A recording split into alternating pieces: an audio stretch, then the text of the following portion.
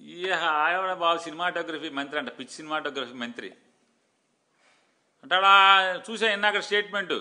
ఆయన ఏమంటాడు, నేను సినిమాటోగ్రఫీ మంత్రిగా చెప్తున్నాను, నీ 2-3 రోజులు ఆడే సినిమా ఆడనివ్వండి.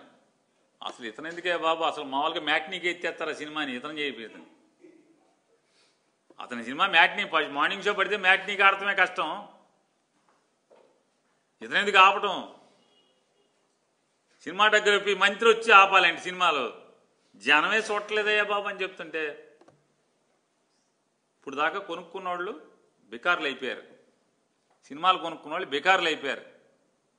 ప్రభుత్వానికి జీఎస్టీ కట్ల ఇంతవరకు ఆ ప్రొడ్యూసర్ ప్రభుత్వం నుంచి అడిగిన ఒక్క అధికారి లేడు. జీఎస్టీ కట్టపోతే ఇంతవరకు ఆ సినిమాకి ప్రభుత్వం నుంచి అడిగినోడు లేడు ఎవడు. వేరే వాడిని అయితే ఊరుకుంటారా అని అడుగుతున్నాను. సినిమాలకు జీఎస్టీ కట్టరు, కొనుక్కున్న వాళ్ళేమో బికార్లు అయిపోయి పాపర్లు అయిపోయిన పరిస్థితి. దానికి నువ్వు సినిమాటోగ్రఫీ మంత్రి ఒకడు వచ్చి ఆపాలండి. మళ్ళీ ఇవన్నీ వేస్ట్ మాటలు ఎందుకు ఇదంతా.